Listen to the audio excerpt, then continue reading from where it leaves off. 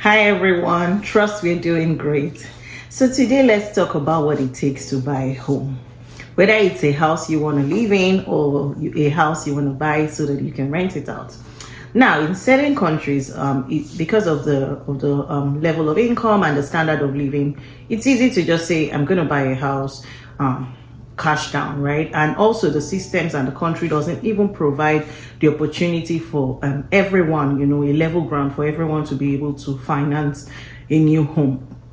Now, unlike some other countries where the system is already, there's a system in place for everyone to be able to afford a home. And so let's talk today about what it means to buy a home. Now, sometimes I hear people say things like that person got a house on mortgage or got a car on loan, and they're coming to give testimony or celebrate about it. What I'll say is that while in some countries you can't really comprehend that this is actually a good initiative that the government in a lot of Western countries have used to make sure that everyone can actually afford a home. And so it doesn't make sense to compare apples to oranges. When you want to talk about things like, buying a house or mortgage or a loan, you have to make sure you're comparing apples to apples, right? So let's talk about, what it takes. The first thing I'll say is an evaluation of your financial situation. Now, when you want to buy a home in the Western world, you have to make sure you check things like your credit score, because most of the time people don't outrightly pay for the homes because these homes are expensive, right?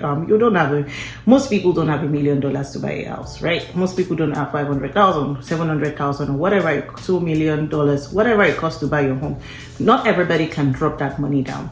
And even if you have the money and you can't, there might be other things you want to do with your money, right? And so it's good to evaluate where you are currently financially. And one thing that the banks look at is your credit score to decide whether they want to loan you with money to buy a home or not. The other thing is, do you have savings, right? They want to see that you have down payment. You have the money to actually put down for the house. So we have to make sure that we budget enough money for the down payment and to close the house.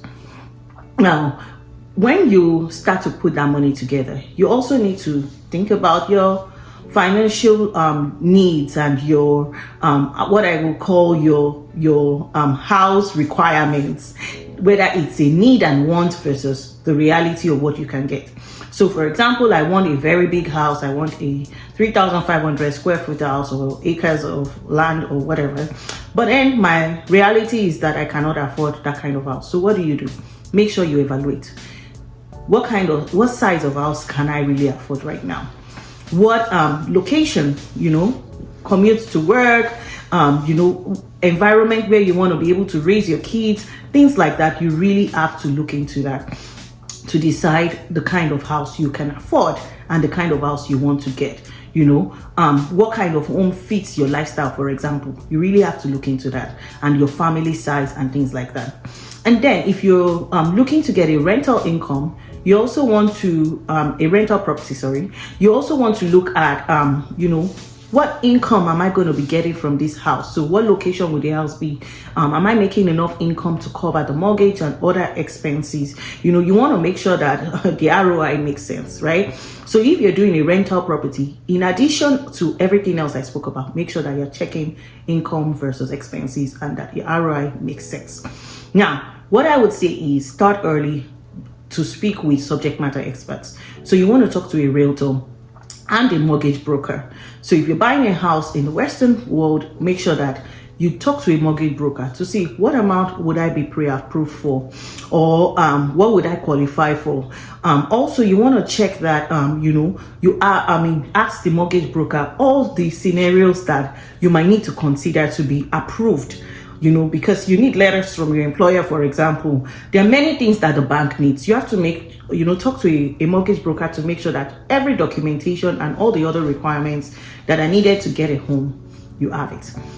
Then you want to talk to a realtor, right? To make sure that you have all the information, because you also want to research the market. You want to make sure that you understand what the current market is, because there's sometimes they say there is a buyer's market and a seller's market, and most times it's better to buy a house when it's the buyer's market, because generally they assume that the prices are a bit lower. And so you need to talk to a realtor. You need a realtor that really understands you and is looking out for your interests. So make sure that you're talking to a knowledgeable realtor that is looking out for your interests, not just somebody that wants to get a paycheck and move on, because there's so many nuances that you have to consider. And so you have to make sure that you're talking to somebody that is an expert, like a real expert in this thing, and not just somebody doing it for the purpose of, a pay. And then you need to make sure that you talk to the realtor, you do your market research, go around, look at the kind of homes, mirror it against, remember, what do I want versus what is my reality. By the time you start looking around, it's easy to now start to narrow down the kind of house you can actually afford. And then you need to start planning your finances. So if it's your first time home, the percentage of down payment is usually less. I think it's between 3 to 5%, depending on the country you're in. And then if it's not your first time home, or if it's like a rental property, it could be somewhere up to 20% that you would need to pay. Sometimes it's a bit more, again, depending on your financial situation. And that's why it's good to actually speak with a mortgage broker, because they will look at everything. They will ask you questions and be able to advise you on the kind of approval you can get. And so once you do that, it's important that you now put that down payment aside, or you make sure that you have the down payment for the kind of home you want to buy. Now, again, remember I told you that in Western world, the government has made it a bit easier and have certain initiatives that, help people to buy a home. So you have like a first time home buyer account that you can put money in. There's a limit. So sometimes it's maybe $10,000 annually, up to maybe $40,000 that you can put in such an account, or an RRSP account, or whatever they call it in the country that you're in, right? In this account is like a retirement account, but then the government allows you to take to do a one-time withdrawal without being taxed. Usually you can withdraw from your saving retirement account, but you're going to be taxed for it. But if you're taking out money that you have put into that account for the purpose of buying a home, your first home, then the government doesn't tax you. And so you see a lot of people are able to, save, get some tax returns because of the savings they've done in their first time home savings account, or in your RRSP retirement account. And so you're able to use that money to actually buy a house. Also, there is something called pre-construction. Pre-construction is when, the house is not yet standing. The builders haven't started to build their house, but there's a plan. They can show you the house, how it's going to look like, and then based on what you see, you get to decide if you want to buy the house or not.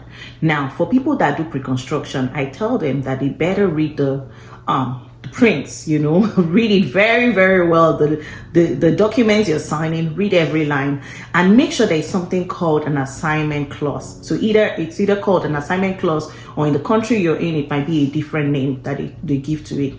But this clause helps you to be able to resell the house before you close it, in case you're not able to, financially capable of closing the house.